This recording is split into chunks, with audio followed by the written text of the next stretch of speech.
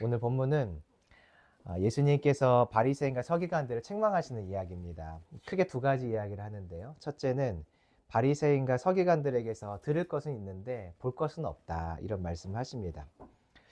그들이 성경을 가르쳤죠. 그러니까 들을 것은 있는데 그들은 말한 대로 살지 않기 때문에 그들에게서 볼 것이 없다, 그들에게서 배울 것이 없다라고 말씀하시죠. 그들은 하나님 말씀을 전했기 때문에 사람들이 그들의 말을 듣고 하나님의 말씀을 듣고 행동하면 살아가면 그들에게 생명이 있을 것이에요. 하지만 아쉽게도 이 바리새인들은 가르친 대로 살지는 않았어요. 그래서 배울 것이 없었죠. 예수님께서는 이 가르치지만 살아가지 않는 사람들을 보면서 책망하셨어요. 그래도 이 사람들에게는 다른 사람들의 생명으로 이끄는 말이 있는데, 말씀이 있는데도 그들이 순종하지 않는 거에 대해서 주님은 책망을 하셨죠. 그러니까 다른 사람을 살릴 수 있다고 해서 나의 불순종이 덮어지는 것은 아닌 것입니다. 다른 사람에게 생명을 계속 주고 있는데 나는 나의 생명은 계속 죽어가고 있다면 주님이 가만히 있을까? 가만히 있지 않습니다. 가만히 있지 않고 그들이 순종하는 자리, 즉 생명 얻는 자리에 가도록 반드시 하시는데, 오늘 본문에서 그 방법은 사람을 낮추는 것이에요. 낮추면 겸손해지면 순종하게 되어 있습니다. 그래서 우리에게 하나님의 말씀에 대한 지식이 있는 것은 참 감사한데, 이 지식대로 살지 않으면 내 생명이 죽어가니 주님은 그때 나를 낮추셔서 하나님의 말씀에 순종하게 하시죠. 우리가 사는 길은 말씀을 아는 것이 아니라 아는 것을 넘어서 순종하는 것입니다. 하나님이 나를 낮추어서 순종하는 자리에 우리가 서기 전에 평안한 가운데 순종하여 생명을 얻을 수 있기를 소망합니다. 두 번째 이야기는 바리새인과 서기관들에게는 사실은 들을 것도 없고 볼 것도 없다, 이 말씀을 하세요. 말씀을 가르치는데 순종하지 않으니까 결국에는 영적인 어둠이 찾아왔습니다. 눈에 영적인 어둠이 찾아오니까 말씀이 잘 안 보이는 것이에요. 말씀 해석이 안 되는 것이에요. 말씀 해석이 틀리니까 틀린 말을 전하니 주님 말씀하시기를 저들에겐 들을 것도 없다. 말씀이 해석에 틀렸고 틀린 말씀을 전하니 결과적으로는 다 죽음의 자리를 이끌죠. 듣는 나도 죽음의 자리를 이끌고 다른 사람도 죽음의 자리를 이끄니 주님 말씀하세요. 진노하겠다. 내가 너희들에게 진노할 수밖에 없다. 말씀을 아는데 살아가지 않으면 결과적으로 영적인 눈에 어둠이 찾아옵니다. 그러면 내가 죽고 내 말을 듣는 다른 사람도 죽이게 되어 있는 것이죠. 그래서 우리에게 필요한 것은 내 영이 사는 것인데, 내 영이 사는 것은 듣는 것을 넘어 내가 살아가는 것이죠. 우리 안에 듣는 것, 또 아는 말씀에 대한 지식을 아는 것을 넘어서 순종하여 내 영이 살아 하나님께서 나를 쓰고자 하실 때 드려질 수 있고 쓰임받을 수 있기를 소망합니다. 오늘 이 내용 좀 보려고 하는데요. 자, 1절 말씀 보시죠. 1절을 보니까 이해로 시작을 합니다. 이해. 22장에서 보면 바리새인, 서기관, 사두개인, 헤롯 당원들이 예수님을 시험했어요. 이러한 악한 모습들, 예수님을 시험하는 것은 악한 모습이거든요. 근데 이 악한 모습을 보시면서 예수님이 제자들에게 이제 말씀하시는 게 23장이에요. 자, 2절 보시면 그들, 서기관들과 바리새인들이 모세의 자리에 앉아 있었죠. 모세는 이스라엘 백성들을 구출해 냈던 사람이죠. 구출하고 말씀을 통해 사람들을 인도했던 사람. 그러니까 서기관과 바리새인들이 자기 스스로를 이렇게 생각했던 것이, 나는 인도자다. 나는 다른 사람들을 구원해내는 구출하는 사람이다. 왜 그렇게 여겼을까? 3절을 보면 그들이 말하는 바, 그들에게 말씀이 있었기 때문이에요. 그들에게 들을 만한 말씀이 있었습니다. 그래서 예수님은 뭐라고 말씀하시냐면 너희들 저들의 말을 들어라. 듣고 행해라. 계시록을 보니까 말씀을 듣고 지키어 행하는 자에게는 복이 있다라고 말씀하셨어요. 그들은 말하는 것들 중에는 잘못 전하는 것들도 분명히 있어요. 하나님 보실 때 합당하지 않는 말들도 있는데, 그럼에도 불구하고 주님은 저들에게는 생명의 말씀이 있으니까 듣고 너희들이 순종하면 돼. 그런데 아쉽게도 예수님 말씀하시기를 야야, 저들에게는 들을 것은 있는데 저들의 삶은 참 볼 것이 없다, 이렇게 말씀하시죠. 그래서 3절을 보니까 행위는 본받지 말라. 말만 하고 행하지 않으니까 야야, 행위는 본받을 게 없다.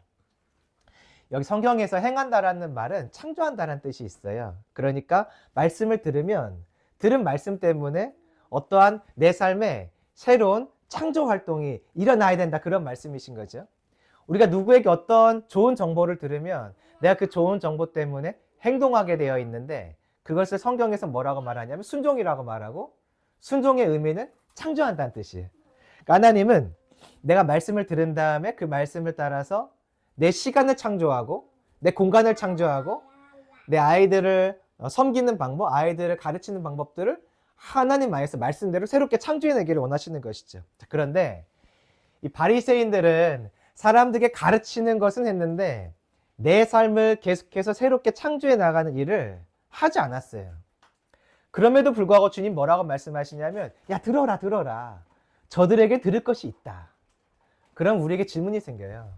아니, 저런 사람들 말 들어야 하나? 자기들도 살아가지 않는 사람들, 말씀은 잘하는데 나는 살지 않고, 잘 가르치긴 하는데 나는 그렇게 행동하지 않는 사람들 말 들어야 할까? 우리 마음에 그런 생각이 들잖아요.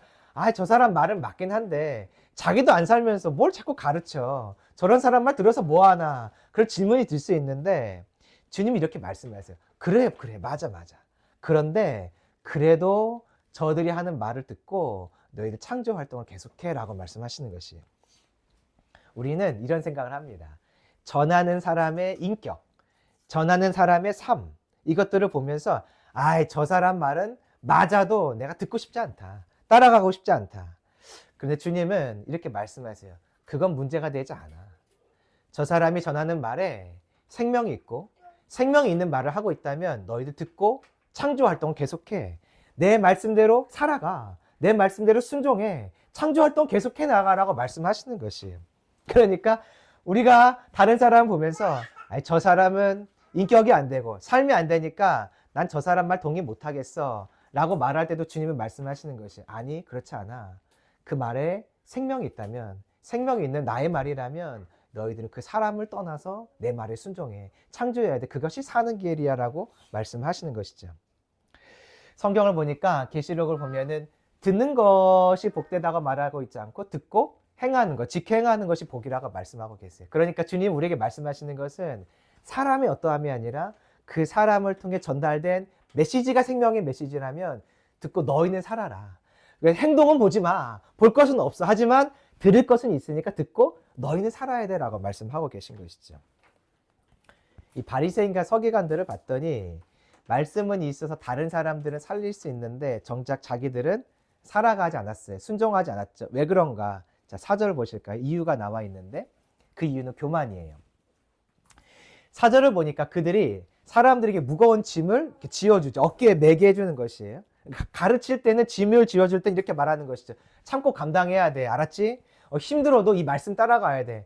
슬퍼. 이 길 가다 보면 어려움이 있어. 어려움이 있어도 너희들 꼭 가야 돼. 이렇게 계속 격려하면서 가라고 말은 하는데, 살아갈 때는 나는 율법과 무관하게 사는 것이죠. 한 손가락으로도 율법을 살아가려 하지 않는다.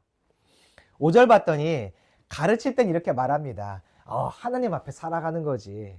내가 살아갈 때는 사람들의 인기를 먹고 살아가요. 여기 봤더니 경문이라는 말이 나오는데, 경문은 말씀을 넣어놓는 조그만 통을 말해요. 이 통에 긴 띠를, 넓은 띠를 만들어서 내 몸에 붙여놓으면 사람들이 보겠죠.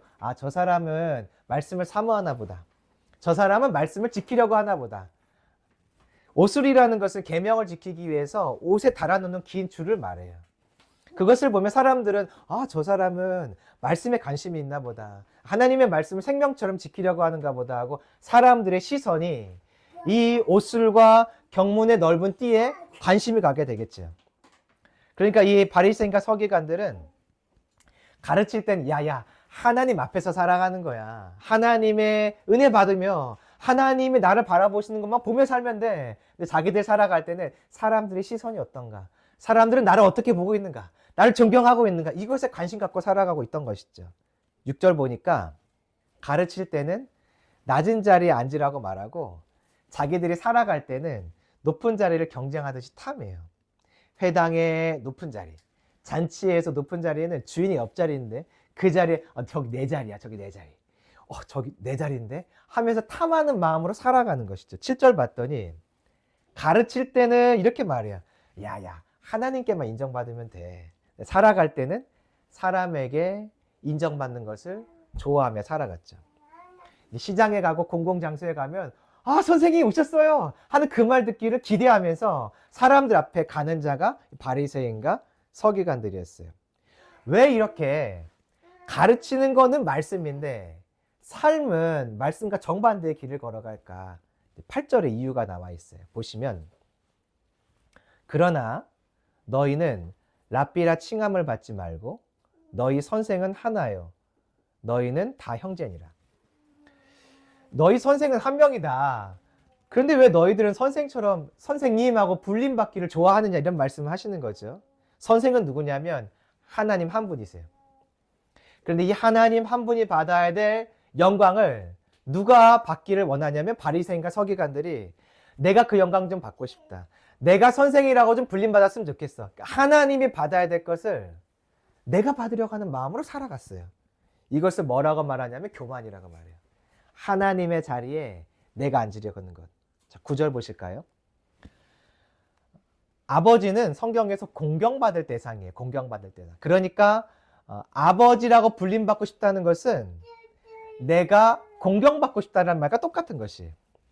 근데 아버지는 누구냐면 하나님 한 분이라고 말하고 있죠. 다시 말하면 공경받으실 분은 하나님 한 분인데 이 바리새인과 서기관들은 나를 좀 공경해줘. 내가 좀 공경받았으면 좋겠어. 이런 마음으로 살아가는 것이죠. 하나님의 자리에 자기가 앉는 것이에요. 자, 10절. 명령하고 인도하고 통치하는 자가 지도자입니다. 지도자가 누구냐면 예수님 한 분이라고 말하고 있어요. 그런데 이 예수님이 받아야 될 지도자의 그 영광을 누가 받고 싶어 하냐면 서기관과 바리새인들. 자기들이 받고 싶어 하는 것이 이것을 교만이라고 말하는 거죠. 하나님의 자리에 앉는 것. 자, 11절. 너희 중에 큰 자는 너희를 섬기는 자가 되어야 하리라. 예수님이 큰 자예요. 큰 자. 아버지고 랍비고 선생님이고 지도자가 예수님이에요. 예수님은 하나님을 섬기는 자리에 계셨고 우리를 섬기기 위해 낮은 자리에 계셨죠. 그런데 이 바리새인과 서기관들의 생각은 좀 달랐어요. 아, 높은 자리에 있는 자, 아버지, 랍비, 선생, 교사는 지도자는 다스리는 자지, 통치하는 자지, 말하는 자지, 권세를 부리는 자지, 이러한 헬라적인 로마적인 생각을 갖고 사람들 대하고 있으니까 이런 생각을 했던 거죠. 아, 내가 하나님 말씀을 더 잘 순종해야지가 아니라 그래, 나에게 권세를 주셨으니까 내가 잘 가르쳐야겠다. 내가 잘 가르쳐야겠다 하며 내가 살아갈 생각은 하고 있지 않았던 것이지요. 이렇게 다른 사람을 살리려고 하면서 정작 나는 죽음의 길을 걸어가는, 나는 하나님의 자리에 계속 앉고 다른 사람에게 말씀을 가르치는데 나는 살아가지 않으면 결과는 12절이에요. 같이 한번 읽어보시죠. 시작. 누구든지 자기를 높이는 자는 낮아지고 누구든지 자기를 낮추는 자는 높아지리라. 하나님이요, 높아지는 자는 낮아지게 하신대요. 이 낮아진다는 것은 수동태거든요. 그러니까 내가 스스로 낮아지는 게 아니라 하나님이 눌러서 낮춰서 굴욕을 주고 낙담을 시켜서 어쩔 수 없이 낮아지게 되는 자리, 그 자리에 주님을 보내시겠다는 것이에요. 스스로 높이려는 자를 보면서 야야야, 너 어디 내 자리를 탐해, 어디 내 자리를 넘봐, 그러면서 주님이 우리를 징계하시는 것이 아니라 그러면 안 돼, 그러면 안 돼. 너 순종해야 살아. 그래서 주님이 사람들을 억지로 낮추고 누르고 낮은 자리로 가게 하시는 것이죠. 그렇지만 이렇게 주님 앞에 살아가지 않는 결과는 우리의 낮아짐과 누름 그리고 낮추어짐이에요. 주님은 우리가 순종하고 있지 않으면 결국 이렇게 하세요. 말씀을 많이 아는 것도 중요하지만 말씀을 알고 살아가지 않으면 야야 그러면 죽는다. 너 영이 죽어. 하면서 그들이 살 수 있도록 하나님의 방법으로 낮추시죠. 때로는 이 아이들을 통해 우리를 낮추시고 때로는 직장의 일들을 통해서 사람을 통해서 때로는 물질을 통해 나를 낮추세요. 왜냐하면 순종하지 않으니까 낮아지면 순종하게 되어 있거든요. 낮아지면 주님 어떡합니까? 아이들이 밤새 잠 안 자고 아파하고 있으면 주님 어떡합니까? 도와주세요. 어쩔 수 없이 우리가 기도하게 되어 있죠. 주님은 그 마음을 아세요. 내가 낮아지면 순종하는 길로 가서 내 영이 사는 것을 아시기 때문에 순종하지 않는 자에게 선물을 주세요. 주님의 방법으로 낮추심. 때로는 굴욕을 주기도 하시고 억지로 낮춰서 내가 살게 하시는 것이죠. 주님이 말씀하셨어요. 바리새인과 서기관들아, 너희들 계속 그 길 가면 내가 어쩔 수 없다. 너희를 낮출 수밖에 없다 말씀하셨어요. 그래서 우리가 낮아진 가운데 순종하는 것도 복이거든요. 더 복은 무엇이냐면 낮아지기 전에 평강할 때, 평안 가운데 있을 때 주께 순종하는 것이 진짜 복입니다. 저와 여러분이 평안할 때, 이렇게 아이들이 지금 평안하게 있는데 이렇게 평안할 때 더 주님께 순종하고, 평안할 때 주의 말씀을 읽고 주의 뜻이 무엇인가를 구하며 그 앞에 순종한 인생 되기를 소망합니다. 자, 이제 두 번째로 넘어가 볼까요? 말씀을 듣고 순종하지 않으면 주님은 결국 사람을 누르고 낮춰서 순종하게 하세요. 자, 그런데 사람이 약해서 사실은 어지간히 힘들지 않으면 주님을 찾지 않고 구하지 않고 순종하지 않아요. 그렇게 됐을 때 주님이 하시는 일이에요. 말씀을 들어도 순종하지 않고 누름을 당해도 순종하지 않으면 결국 어떤 결과가 오는가? 자, 13절 말씀입니다. 주님이 말씀하시죠? 화 있을진저. 이 말은 슬프다 그런 뜻이에요. 주님이 내가 순종하지 않는 나의 모습들을 보고 계시면 주의 마음이 너무 아픈 것이에요. 어떻게 그러냐? 내가 어떻게 말했는데 어떻게 하여튼 그렇게 살고 있냐 하면 주님의 슬픔이 찾아와요. 그런데 이 주님의 슬픔이 그치지 않으면 결국 무엇이 되냐면 주님은 그 사람을 징계하시죠. 징계가 곧 화예요. 그래서 이 화 있을진저라는 뜻은 슬프다라는 뜻인데 성경은 이렇게 번역하고 있어요. 화 있을진저. 너희 혼난다. 결국 혼난다. 그러니까 하나님을 계속 슬프게 하면 안 돼요. 계속 슬프게 하면 주님은 나를 살게 하기 위해서 결국 징계의 자리로, 화의 자리를 인도하시는 것이죠. 어떤 화가 찾아올까? 나와 다른 사람을 죽이는 결과예요. 자, 13절을 보시면 이 말씀에 따라 순종하지 않는 자들은 천국 문을 사람들이 못 들어가도록 닫는다라고 말하고 있어요. 다른 사람들은 들어오지 못하게 막으면 나는 어떨까? 나는 그럼 그 문에 들어갈까? 아니요. 13절 보니까 자기들도 들어가지 않고 다른 사람들도 들어가지 못하도록 막는다고 하고 있어요. 가르치기만 계속하고 살아가지 않으면 결국은 어떤 결과가 오냐면 나와 다른 사람 모두를 천국에 들어가지 못하도록 막는 일을 하는 것이에요. 자, 15절. 그들이 교인한 사람을 얻기 위해서 땅과 바다를 두루 다닙니다. 사람들을 하나님께로 인도하려고 하는 것이에요. 그러다가 한 사람 이방인을 만나면 권면해요. 오세요, 오세요. 하나님께 생명이 있습니다. 이분을 찾아오세요. 유대교를 개종하세요. 그래서 한 사람이 이방인이 유대인으로 개종을 하면, 유대교를 개종을 하면 성경을 봤더니 뭐라고 되어 있냐면 배나 더 지옥 자식이 되게 한다. 내가 이미 지옥 자식이에요. 내가 이미 지옥 자식인데 내가 다른 사람을 인도하니 그 사람의 결과는 당연히 지옥 자식이 될 수밖에 없는 것이에요. 말씀을 가르치는데 내가 살지 않으면 내가 결국 지옥 자식이 되고 나의 인도함을 받는 누군가도 결국 지옥 자식이 되게 하는 것이죠. 근데 이해가 좀 안 되는 부분이 있어요. 아까 앞에서 봤더니 주님 말씀하시기를 야, 저들의 말은 들어라. 볼 것은 없는데 들을 것은 있다. 그러니까 저들의 말은 들으라고 했거든요. 분명히 이들에게는 하나님의 말씀이 있었고 이들이 전하는 그 말을 듣고 생명의 길로 갈 수 있는 사람들도 분명히 있었어요. 소수지만 있었어요. 주님은 근데 지금 뭐라고 말씀하시냐면 야, 저들 따라가면 안 된다. 저들이 지옥 자식이고 그들 따라가면 결과적으로 다 지옥 자식이다. 분명히 생명의 말씀을 갖고 있는데 주님은 저들은 지옥 자식이라고 말하고 있어요. 왜 그럴까? 자, 16절이에요. 여기 봤더니 화 있을진저 하고 한 말씀이 포함되어 있죠. 눈먼 인도자요. 말씀을 갖고 있었던 이 사람들이 말씀을 살아내지 않았더니 결과적으로 눈이 멀었어요. 영적인 감각들이 점점 약해진 거죠. 눈이 멀었어요. 그 순종은요, 하나님의 말씀을 진리인 것을 확인하는 통로입니다. 순종이라는 안경을 끼면 무엇이 보이냐면 말씀이 사실이구나. 말씀이 정말 사실이구나 하는 것이 보여요. 하나님의 말씀이 있고 저 말씀이 어떻게 이루어져? 저 말씀이 어떻게 확인이 돼 하며 근심하고 두려워하는 것이 아니라 믿고 그래 그 말씀대로 되겠다 하고 순종하면 어떤 일이 일어나냐면, 와, 말씀이 사실이네. 기도하였더니 그 역사가 일어나네. 그런 확인이 되는 것이죠. 우리 집사님 가정에서도 그 아이를 이제 출산하였을 때 마음에 근심이 있었잖아요. 아이들이 너무 어리고 아이들이 너무 작게 태어났는데 과연 이 아이들과 내가 같이 태어날 수 있을까? 내가 태어날 때 같이 태어날 수 있을까? 혹시 병원에 남아있으면 어떡하나? 그런 마음이 있었는데 우리가 같이 기도했죠. 하나님 일하시라고. 아이들이 어려도 아이들의 몸무게가 적어도 같이 태어날 수 있도록 도와달라 기도했죠.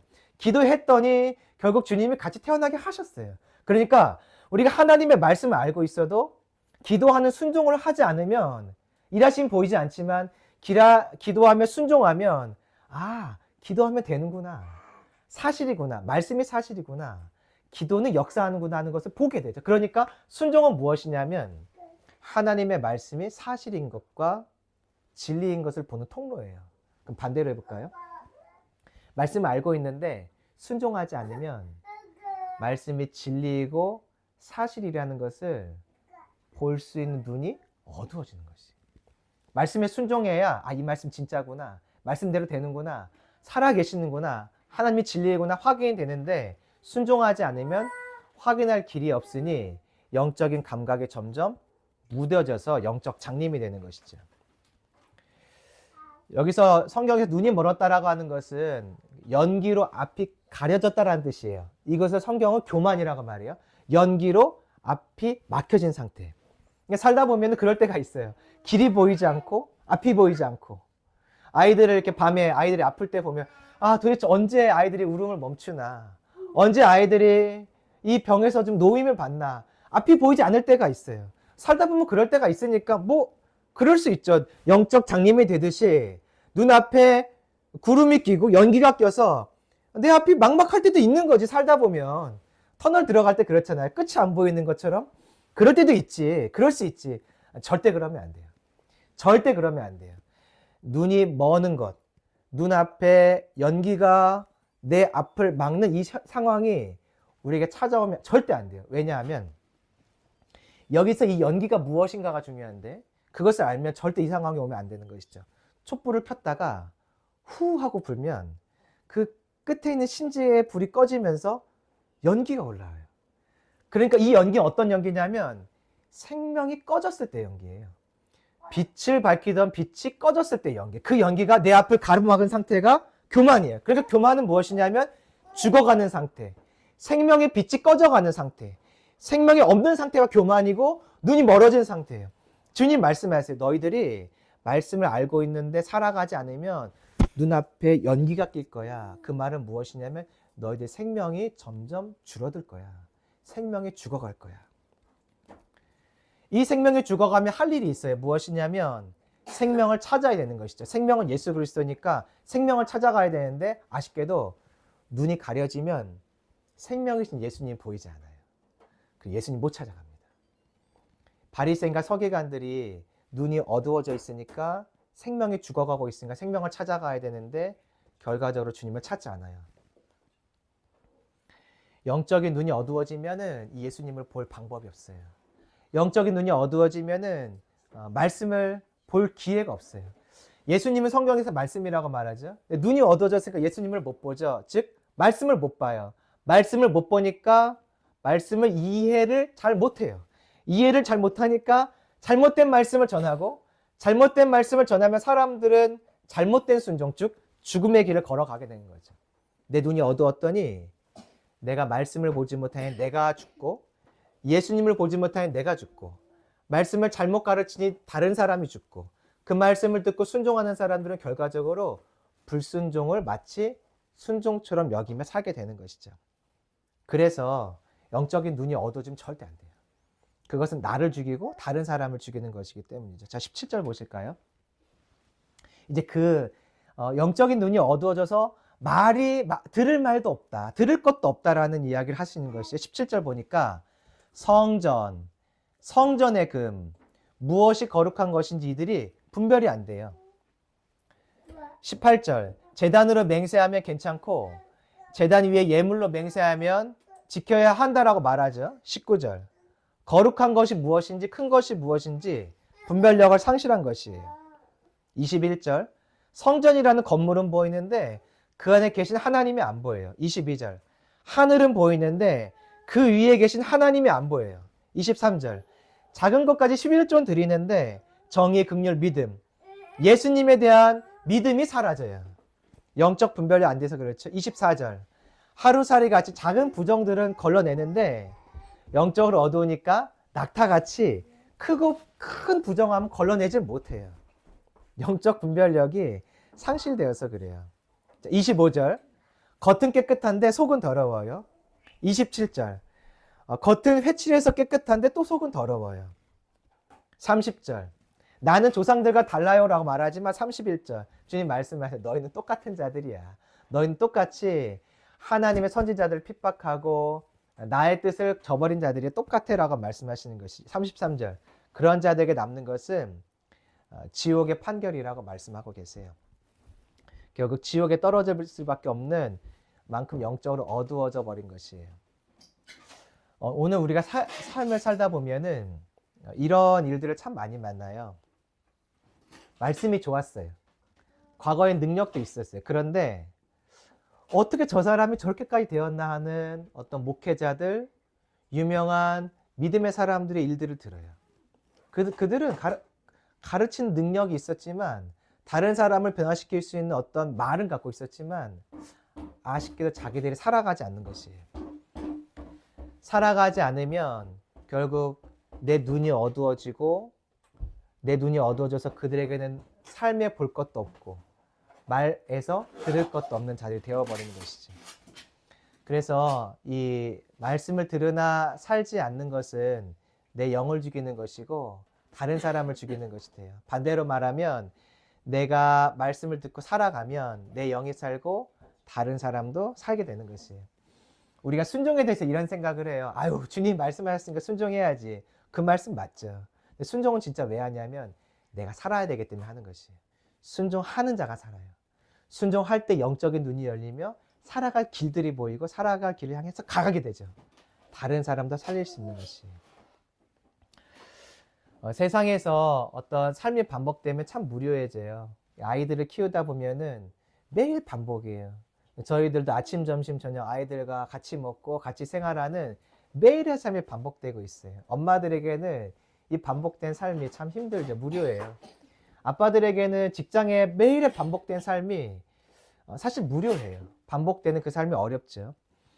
일상의 삶이 반복이 되면 무료해지고 힘이 빠지고 생기가 돋지 않아요. 주님 안에서도 마찬가지인데 내 신앙의 생활이 반복이 되면은 무료해져요. 그런데 그때 그 무료함을 깨는 방법이 있어요. 순종하는 것이. 순종은 곧 창조라고 말했죠.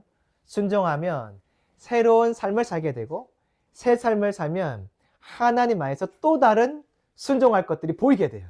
그럼 다시 순종하고 또 순종하고 순종할 때마다 주님은 은혜를 베푸셔서 우리가 신앙생활의 무료함이 아니라 매일의 그 새로운 은혜와 새로운 주님의 일하심을 보면서 살게 해주시는 것이죠.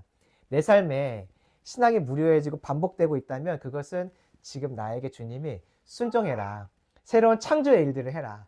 내가 말하는 것들을 행함으로 그 나와 동행하는 즐거움을 누려라 하는 주님의 부르심의 때가 된 것입니다. 주님은 오늘 우리에게 바리새인과 서기관들과 같은 삶의 그 순종하지 않는 삶이 아니라 예수님이 걸어가셨던 것처럼 끊임없이 순종하는 길을 걸으라고 말씀하세요. 예수님이 순종하셨기 때문에 우리에게 영원한 생명을 주실 수 있었어요. 예수님이 순종하지 않으셨다면 예수님도 죽음의 길을 걸어갈 수밖에 없고 예수님 따라가는 자들도 죽음의 길을 걸어갈 수밖에 없을 것이에요. 하지만 예수님은 철저하게 순종하셨어요. 나는 하나님 아버지가 나에게 요청하는 것만 한다고 요한복음에서 말씀하고 계셨어요. 계속적인 순종이 나에게 생명이 되고 그를 따라가는 그의 말을 듣는 그를 보는 누군가에게 생명이 됩니다. 오늘 주님은 우리에게 이 길을 걸어가길 요청하고 계세요. 주님이 걸어가셨던 그 순종 때문에 저와 여러분이 영원한 생명의 은혜를 얻게 된 것입니다. 우리 부모가 말씀에 순종하는 길을 걸어가면 우리의 자녀들이 나의 말을 듣고 나의 모습을 보면서 결과적으로 생명의 길을 반드시 가게 될 것이에요. 우리는 자녀를 위해서라도 순종해야 돼요. 나를 위해서뿐 아니라 나의 자녀에게 생명이 가야 되는데 자녀들은 부모의 이야기를 듣고 부모의 하는 모습을 보고 자라갑니다. 그렇기 때문에 이 아이들에게 생명을 전하는 것은 부모예요, 부모. 부모가 말씀대로 살아야 이 아이들에게 생명이 전달되고 말씀대로 말해야 이 아이들에게 생명이 전달되는 것입니다. 오늘 주님이 말씀을 정리하면 이렇게 말씀하세요. 야, 저 바리새인들 들을 것은 있는데 볼 것이 없다. 다시 말씀하세요. 사실은 순종하지 않는 저들에게는 들을 것도 없고 볼 것도 없다. 우리에게 이런 말씀하시는 것이죠. 너희들의 삶은 어땠으면 좋겠니? 전 저의 삶이 들을 것이 있는 사람이 되었으면 좋겠어요. 볼 것이 있는 삶이 되었으면 좋겠어요. 누군가 저를 만나면 저 사람에게 들을 것이 있지. 들어보자. 저 사람의 삶을 보니까 볼 것이 있지. 좀 봤으면 좋겠다. 저와 여러분이 다 그 길 걸어갔으면 좋겠어요. 방법은 한 가지예요. 들은 말씀을 순종하며 살아가는 것입니다. 한 주간 하나님이 내 마음에 어떤 감동들을 주실 것이에요. 그럼 여러분 그 감동 주님이 주신 것이라고 믿고 작은 것부터 순종하여 실천하는 삶이 되기를 원합니다. 그러면 한 주간 나에게 예수님으로 말미암은 생명의 은혜들이 가득 넘치게 될 것이에요.